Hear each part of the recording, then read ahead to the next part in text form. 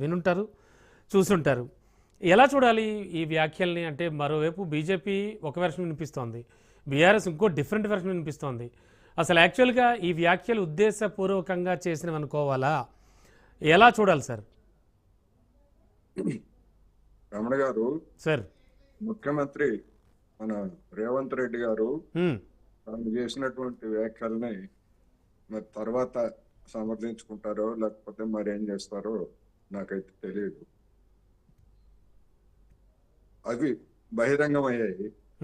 అలాంటి అభిప్రాయాలు రేవంత్ రెడ్డి గారే కాదు, గతంలో అనేక మంది వ్యక్తం చేసి ఉన్నారు. హేతువాదానికి సంబంధించినటువంటి అంశం అది. అందుకని బీజేపీ వాళ్ళని చూస్తే ప్రతిదానికి మనోభావాలతో తమను తాము గాయపరుచుకోవడం అదొక ఎత్తుగడ. మతభావాలను రెచ్చగొట్టేటువంటి ఒక ఎత్తుగడ తప్ప ఒక హేతువాద దృష్టితోటి గతంలో మరి వేమన కావచ్చు, లేకపోతే ఇంకా అనేక మంది దేవుళ్ళ గురించి, దేవతల గురించి, పూజల గురించి ఇవన్నీ చెప్పారు కదా. మరి అప్పుడు మరి దాన్ని ఏమంటారు? వెళ్ళి వేమన్ దగ్గరికి వెళ్తారా నిరసన తెలియజేయడానికి? వెళ్ళలేరు కదా. అందుకని ఇది ఒక రాజకీయం. హేతువాద దృక్పథంతో ఒక హేతువాదిగా గతంలో అనేక మంది ప్రశ్నించారండి, అనేక విషయాలు ప్రశ్నించారు.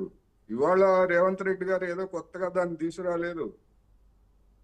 బీజేపీ లేదా బీజేపీ అనుబంధ సంఘాల వాళ్ళు కొత్తగా మనోభావాలను గాయపరచుకోవాల్సినటువంటి అవసరం లేదు. భావ ప్రకటన స్వేచ్ఛ ఉంది. ఎవరినైనా కించపరిస్తే వేరు.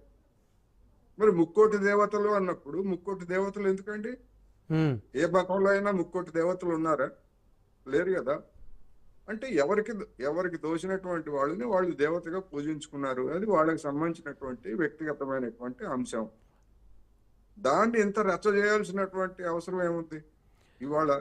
అయితే రేవంత్ రెడ్డి గారు మాట్లాడుతూ కూడా తమ యొక్క నాయకులతో, అంటే చాలా విభిన్న మనస్తత్వాలు కలిగిన నాయకులు చాలా మంది ఉన్నారు కాంగ్రెస్లో. సో జస్ట్ లైక్ దేవుళ్ళు ఎలా ఎంతమంది ఉన్నారు? ఒకళ్ళ అంటే ఆ విషయంలోనే ఏకాభిప్రాయం లేదని. యాంకర్ గారు ఒక్క మాట, కోటేశ్వరరావు గారు, వారు దేవతలను కాంగ్రెస్ నాయకులను పోల్చలే. దేవతల పట్ల వివిధమైనటువంటి అభిప్రాయం ఉన్నట్టే మన పార్టీలో కూడా వివిధమైన అభిప్రాయాలు ఉంటాయని చెప్పినారు. భిన్న మనస్తత్వాలు ఉంటాయి, దేవతలను పోల్చలేదు. నేను అన్నది కూడా అది కాదు. అంటే భిన్న మనస్తత్వాలు ఉంటాయి. సో ఇలాగే ఇక్కడ కూడా ఉన్నారు, అది పోల్చినట్టే కదా. అవును, ఓకే ఓకే ఓకే వెంకటస్వామి గారు ఒక్క నిమిషం చెప్పండి సార్. దేవతలతో కాంగ్రెస్ నాయకులను పోల్చినట్టు కాదు. దేవతల్లో ఈ విధమైనటువంటి భిన్నమైనటువంటి దేవతలు ఉన్నారు. అదే విధంగా కాంగ్రెస్ లో కూడా భిన్నమైనటువంటి అభిప్రాయాలు కలిగినటువంటి వాళ్ళు, భిన్నమైనటువంటి వాళ్ళు ఉంటారనేటువంటిది అందులో ఏమి మరి నా అభిప్రాయం అయితే ఒకళ్ళు నన్ను చెప్పమాలన్నా కానీ నేను అదే విధంగా చెప్తాను. నేను పోలికే అది. మీకు పద్యం చదివినిపిస్తాను. తనదు తల్లి లంజ తనయాలు మాదిగ శ్రీపతికి గురువు వశిష్ఠుడరయ తపము చేత ద్విజుడు తర్కింప కొలమెట్లు. ఎవరు చెప్పారు ఇది? వశిష్ఠుడు గురించి వేమని చెప్పాడు. అందుకని భారతదేశంలో హేతువాదం అనేటువంటిది నాస్తికవాదం కావచ్చు, ఆస్తికవాదం కావచ్చు, వీటితో పాటు హేతువాదం. చరిత్రలో చార్వాకులు ఉన్నారు. ఎందుకున్నారు? మొత్తం బుల్డోజ్ చేయలేదుగా. ఒకే భావజాలంతో భిన్నమైనటువంటి భావజాలాలు కలిగినటువంటిదే భారతీయ సమాజం. ఆ భిన్నమైనటువంటి భావజాలాలు కలిగినటువంటి వాళ్ళు ప్రతి తరంలోనూ ఉంటారు. ప్రతి తరంలో అలాంటి అభిప్రాయాలు వ్యక్తం చేస్తుంటారు.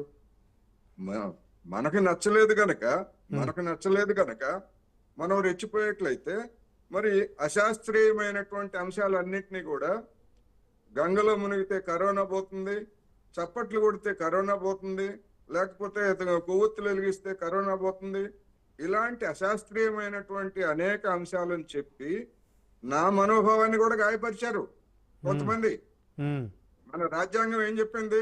సైంటిఫిక్ టెంపర్, శాస్త్రీయ దృక్పథాన్ని పెంపొందించాలని చెప్పింది. అవునండి. మరి నేను చెప్పినటువంటి అంశాలన్నీ దానికి విరుద్ధమైనవి కదా. మరి దేశాన్ని ఎక్కడికి తీసుకెళ్లాలనుకుంటున్నారు వాళ్ళు? ఆ విధంగా మాట్లాడినటువంటి వాళ్ళు అందుకని నా మనోభావాల గురించి నేను ఆందోళన చేయాలా? ఉమ్, చెయ్యను. ఉమ్, నా అభిప్రాయం నేను చెప్తాను. నా మనోభావాన్ని గాయపరిచినటువంటి వాళ్ళని నేను విమర్శిస్తాను. విమర్శించే హక్కు నాకుంది. అదే విధంగా బీజేపీ వాళ్ళు కానీ ఇంకెవరైనా కానీ రేవంత్ రెడ్డి గారిని విమర్శించండి. రోడ్ల మీదకి వచ్చి శాంతి భద్రతల సమస్యను సృష్టించడానికి వాళ్ళకి ఏం రైట్ ఉంది? ఉమ్. అందుకని భావజాల పోరిది. భావజాల పోరులో ఎవరి అభిప్రాయం వాళ్ళు చెప్పొచ్చు. నేను అందుకే చెప్పా, రేవంత్ రెడ్డి గారు తర్వాత రేపు తన మాటలను ఉపసంహరించుకుంటారా లేకపోతే ఇంకోటి అది లేదండి, ఆల్రెడీ సార్ మీరు కూడా వినే ఉంటారు, వివరణ ఇచ్చారు ఆయన, ఆల్రెడీ అన్నారు. అందుకనే నేను ఏమంటున్నానంటే ఉమ్, అది తప్పేమీ కాదు.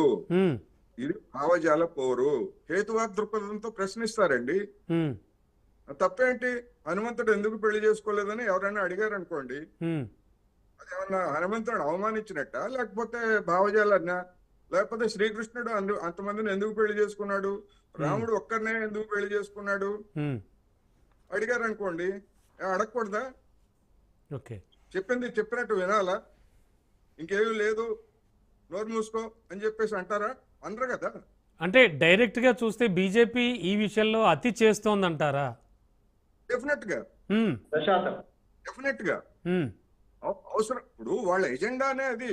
మత భావాలను రెచ్చగొట్టడం ద్వారా ఓట్లు పొందాలనేటువంటిది వాళ్ళ ఎత్తుగడ. అది ఉమ్, అది కనిపిస్తా ఉంది స్పష్టంగా. ఉమ్, నేను అదే చెప్తున్నప్పుడు పురాణాల్లో అనేకమైనటువంటి అసంబద్ధతలు ఉన్నాయి. మహాభారతంలో కావచ్చు, రామాయణంలో కావచ్చు అనేకమైనటువంటి అసంబద్ధతలు ఉన్నాయి.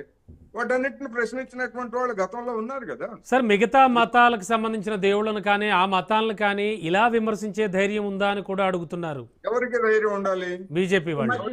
అంటే అంటే ఎగ్జాంపుల్ చెప్పినప్పుడైనా, ఎగ్జాంపుల్ గా ఉటంకించడమైనా ఎవరికి ధైర్యం ఉండాలి? ఉమ్, ఎందుకు ఉటంకించారు? ఈ దేశంలో హేతువాదులుగా ఉన్నటువంటి వాళ్ళు 3 మతాలకు చెందినటువంటి లోపాలన్నింటినీ కూడా చెప్పారండి. ఉమ్, బీజేపీ పోనీ ఒకవేళ రేవంత్ రెడ్డి గారు చెప్పలేదు, బీజేపీ వాళ్ళని చెప్పమనండి మిగతా మతాల్లో ఉన్నటువంటి లోపాలు ఏమిటో. ఉమ్, బీజేపీ వాళ్ళని చెప్పమనండి, వాళ్ళకి స్వేచ్ఛ ఉంది కదా, ఓకే. వాళ్ళు చెప్పమనండి. వాళ్ళు చెప్పిన దాన్ని నేను కూడా బలపరుస్తాను. ఉమ్, రేవంత్ రెడ్డి గారికి తెలియకపోవచ్చు, ఉమ్, అందుకని ఆయనకి తెలిసినటువంటిది లేదా ఆయన మతానికి సంబంధించి ఆయన చుట్టూతో ఉన్నటువంటి దాని గురించి చెప్పారు. ప్రతిదానికి వాళ్ళు ఎందుకు అనలేదు, వీళ్ళు ఎందుకు అనలేదు అంటే ఈ మతాల వాళ్ళన్నిటికీ, మజ్లిస్ వాళ్ళకి, బీజేపీ వాళ్ళకి, వాళ్ళు ఏదన్నా అంటే వీళ్ళు ఎందుకు అనలేదు వాళ్ళు అడుగుతారు, వాళ్ళు ఏదన్నా అంటే వీళ్ళు ఎందుకు అడుగుతారు. అంటే ఒప్పందమా వీళ్ళిద్దరికి, ఓకే. 2 మతాల వాళ్ళకి? సార్ మెజారిటీ ప్రజలు హిందువులు ఉన్నప్పుడు అసలు దేవుళ్ళ గురించి చర్చ ఎందుకు అనేది కూడా ఒక చర్చ. ఎవరు పెట్టారు? ఎవరు చెప్పారు?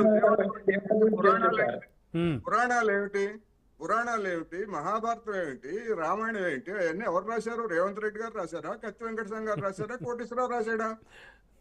ఓకే. ఎవరు రాశారండి అవన్నీ? ఉమ్, భిన్నమైనటువంటి అంశాలన్నింటినీ ఎవరు రాశారు? ఓకే. అయ్యప్ప ఎలా పుట్టాడు, లేకపోతే ఇంకోళ్ళు ఎలా పుట్టారు, ఉమ్, ఎవరు రాశారు ఇవన్నీ? కమ్యూనిస్టులు రాయలేదు, హేతువాదులు రాయలేదు, ఉమ్, భిన్నమైనటువంటి వాళ్ళు రాశారు. రాసినటువంటి దాని మీద అసంబద్ధతలు ఉన్నప్పుడు ఎవరైనా విమర్శిస్తే లేదు ఇది ఈ విధంగా రైట్ అని చెప్పుకోండి. మీరు కూడా చెప్పండి. అంటే రేవంత్ రెడ్డి గారు చేసిన వ్యాఖ్యలు విమర్శలుగా కూడా తీసుకోవద్దు అంటారు. విమర్శలుగా తీసుకోవచ్చు, పద్ధతిలో చేసినటువంటి వ్యాఖ్యలుగా కూడా తీసుకోవచ్చు. Yes sir. విమర్శించడం తప్ప? ఓకే.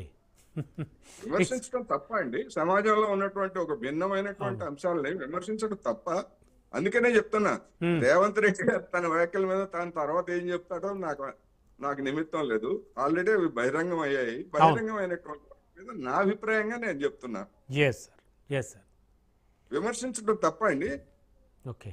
నేను అడుగుతున్నా, రాముడికి ఒకే భార్య ఎందుకు, కృష్ణుడికి 8 మంది భార్యలు ఎందుకు, హనుమంతుడు ఎందుకు పెళ్లి చేసుకోలేదు? తప్ప అలా అడగటం?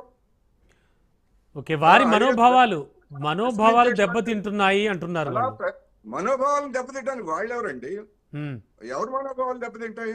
సమాజంలో ఉన్న మెజారిటీ మతానికి సంబంధించిన వాళ్ళు. మెజారిటీ అంటే ఏంటి? మెజారిటీ షూర్ సార్ నాకు అర్థమైంది. ఒక్క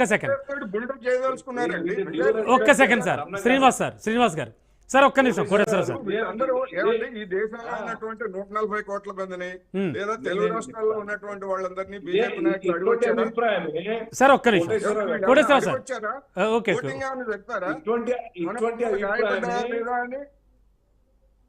కోటేశ్వరరావు గారు, ఇటువంటి అభిప్రాయమే ఇతర మతాల మీద మీ యొక్క అందుకే శ్రీనివాస్ గారు మీరు చెప్పండి, అభిప్రాయం చేసినారా? మీరు చెప్పండి. ఎన్నడూ మీ చరిత్రలో చేసినారా? మీరు చెప్పండి. మీలాంటి వాళ్ళు మీకు స్వేచ్ఛ ఉన్నది. ఎప్పుడైనా చేసినారా?